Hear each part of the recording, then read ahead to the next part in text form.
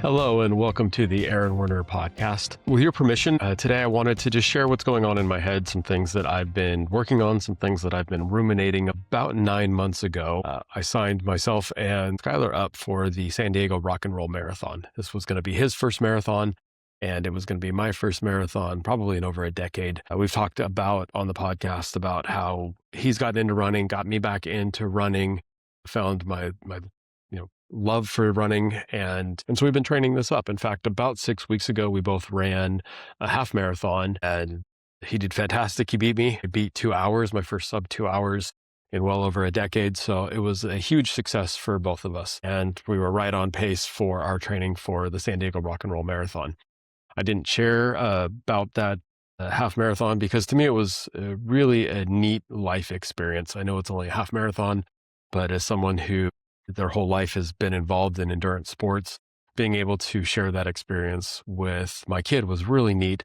And quite frankly, I just wanted to hold on to it for as long as I could without sharing it to the world. I did record a pretty cool video with my Oakley Meta Vanguard glasses. There was a group of dudes who ran in Speedos.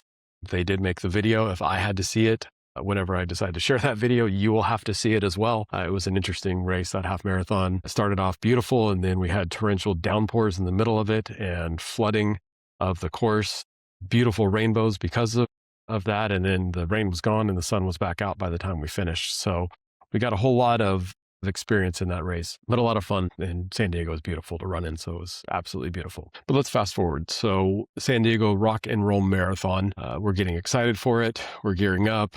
We've spent 9 months, more than 9 months training, but really 9 months focused on this one race. And 2 weeks before, we got a stomach bug that hit our family, and Skyler was one of the first ones hit.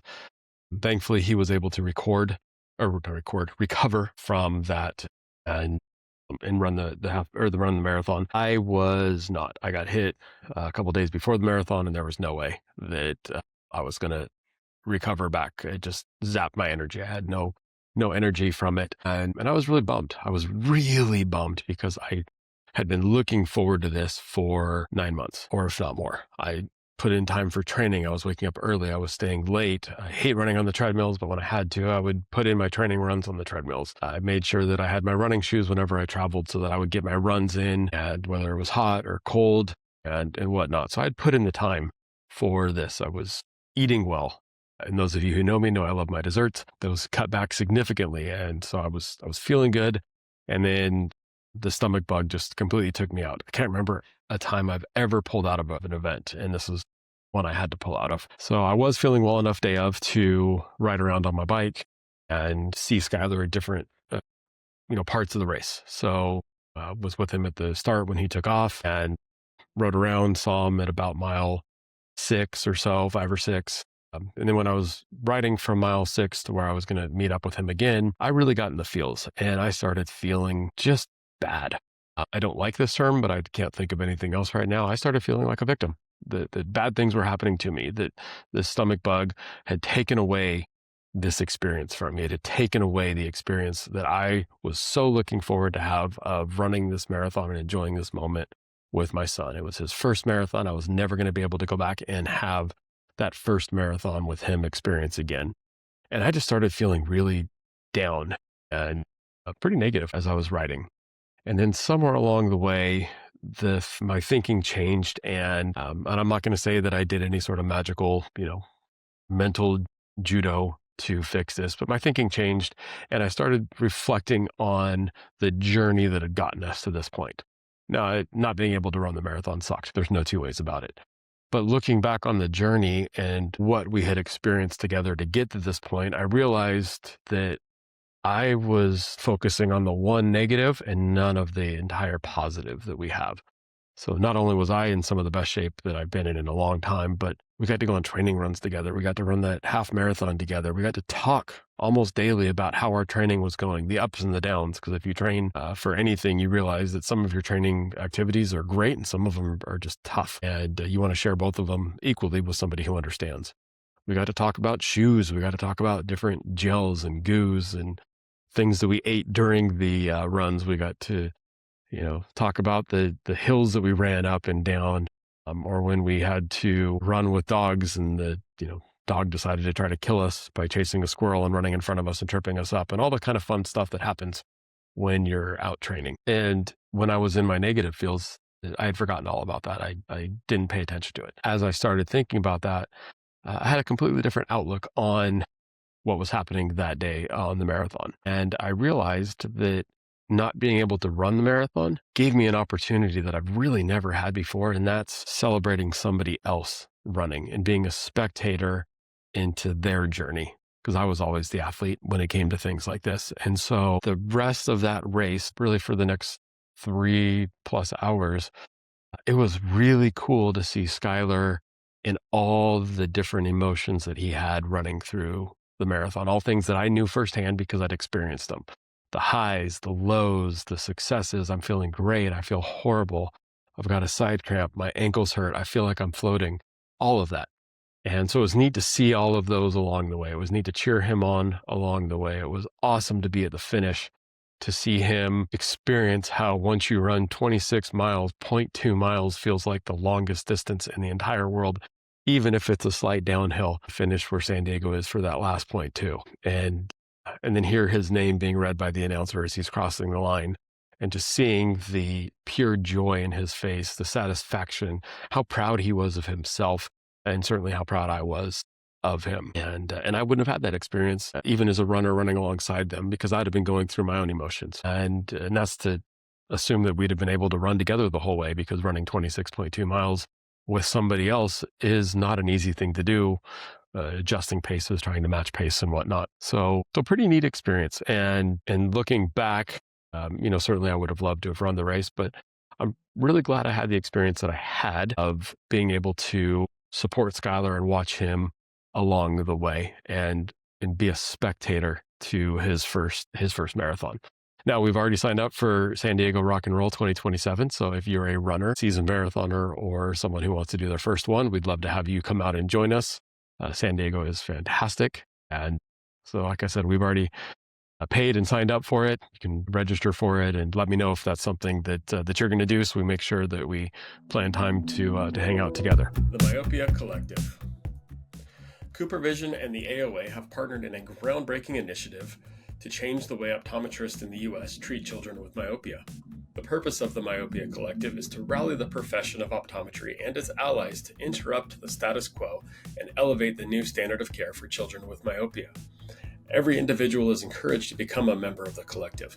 By joining, you commit to taking action to help slow the progression of myopia in children.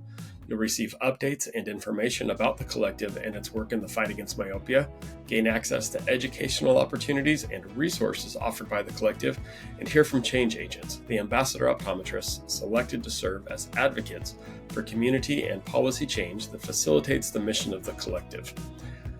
Scan the QR code or click on the link in the show notes to join the collective today. In the past, our focus revolved around prescribing MacuHealth or MacuHealth Plus to patients at risk of macular degeneration, while also recommending it to collegiate and professional athletes for enhanced contrast sensitivity in sports performance. However, this year's introduction of the Life Meter has been a game changer. The Life Meter revealed a concerning truth. Many of my patients have alarmingly low skin carotenoid levels, indicating potential deficiencies in essential body tissues like the retina and brain. Supported by over 30 peer-reviewed publications, Life Meter's accuracy, consistency, and effectiveness has been demonstrated across 2,000 subjects with diverse backgrounds. With this newfound insight, I can now have meaningful conversations about carotenoid levels with all of my patients, even those who may seem outwardly healthy. To learn more about this empowering technology, feel free to contact your MacuHealth representative or click on the link in the show notes. Together, let's optimize patient care and elevate their well-being. My thoughts since that event was really how the lessons I've learned from that experience and how it plays into life and in the practice.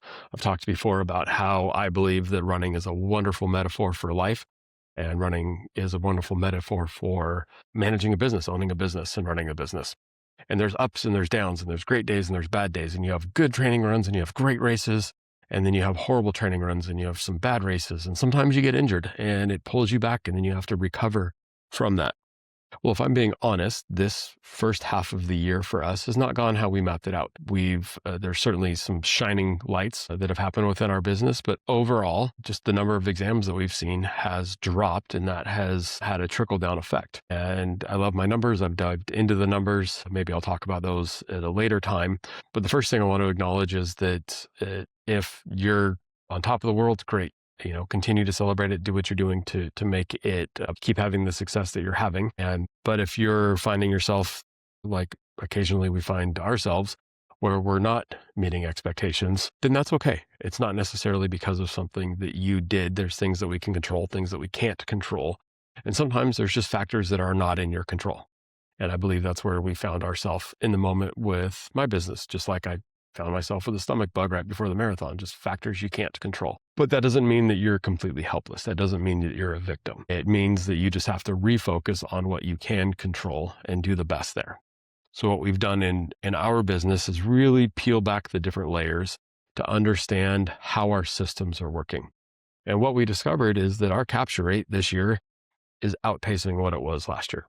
So we're selling a higher percentage of frames and lenses to patients than we did previously. We're able to help more of those patients get the quality care that we believe they get best from us. And that's a huge win. That's fantastic. Now, we're not seeing as many patients, but we want to make sure that our systems in the optical capture rate, let's say, is really good. Our medical systems are good. So we've talked on here, Chris has talked on the podcast, and we've put on clinics about looking at your medical KPIs. So how many visual fields are you running as a percentage of your comprehensive exams, your different OCTs and whatnot, making sure that you're providing quality medical care. Those numbers are all up, which means we're doing a good job with those systems. We are finding ourselves down in contact lens exams. We have some thoughts on it, and I think that we did so well that we just started assuming that everybody was going to want contacts. And the minute we took our eye off of the asking everybody ball, that had a little bit of an effect. We also had some change and turnover in our technicians. And certainly technicians, for us at least, are the front lines of introducing contacts to our patients. And so with the new technician, getting them up to speed on all the medical tests and the flows, there may be a miss there from what we had previously on introducing contact lenses. So that for us is a refocus. We're doing fine in that area, but we're not doing as well as we were. And fine isn't good enough for us. I don't want to be fine. I don't want to be average. I always want to improve, and I want to certainly make sure that we're never missing an opportunity to provide a quality experience for our patients. And so if we're not helping them understand the value of contacts, that's an opportunity we can look at. The long story short, what we're doing is really looking at our systems internally. And whenever things slow down, it gives us time to do that. We can either take that time and breathe and say, oh, thank goodness we've got some breathers today. I can catch up on work and catch up on my to-do list. Or we can use that time and say, hey, we need to peel back the layers and say, what can we look to do better? Because at some point, the factors we can't control are going to change. And then we need to be ready for when that happens, when the economy changes, when the outside circumstances change and the phones get a little bit busier, because that's just kind of the cycle that at least I've seen with our practice. So what I've been thinking about is how the learnings from the whole marathon experience, the highs, the lows, the working towards a goal and not being able to complete that goal, again, how that applies to what we do in practice. And so whenever you find yourself, like I'm finding myself right now, in a situation where we're not quite meeting our expectations, where the goals that we set are not being hit, do we bow our head in despair? Do we get frustrated? Do we feel like the world's happening to us? Or are there things that we can take control of? Are there things that we can continually work to improve? And that's what we're trying to do. And I'm not by any means saying it's easy, because it is frustrating. It's frustrating when the team's not consistently hitting their bonuses. It's frustrating trying to keep morale up when there are things trying to push down on it. But there are positives and things that we can control, and we want to make sure we're doing our best with that. So we involve our team in it. We invest in our team. We invest in our time. We invest in evaluating our systems, so that we're continually looking to do better. I didn't get to run the marathon, but I'm still training. And I've got my eyes set on the next marathon. I've got my eyes set on the next races. We're not hitting the first half of the year goals that we wanted to, but we're looking forward to the second half of the year, looking forward to seeing how we can improve on that, how we get in control of the factors that we can control and what we can do for those. So would love to hear your thoughts about this. Love to hear how the first half of the year has been treating you, and what's worked well for your practice, what hasn't worked well for your practice, what things that you need to work on, any insights that you've had that have really helped you be successful. I want to learn from you. So reach out, leave a note in the comments, or feel free to reach out to me directly. I appreciate having the conversation that I do, that these podcasts spark. And until next time, thank you.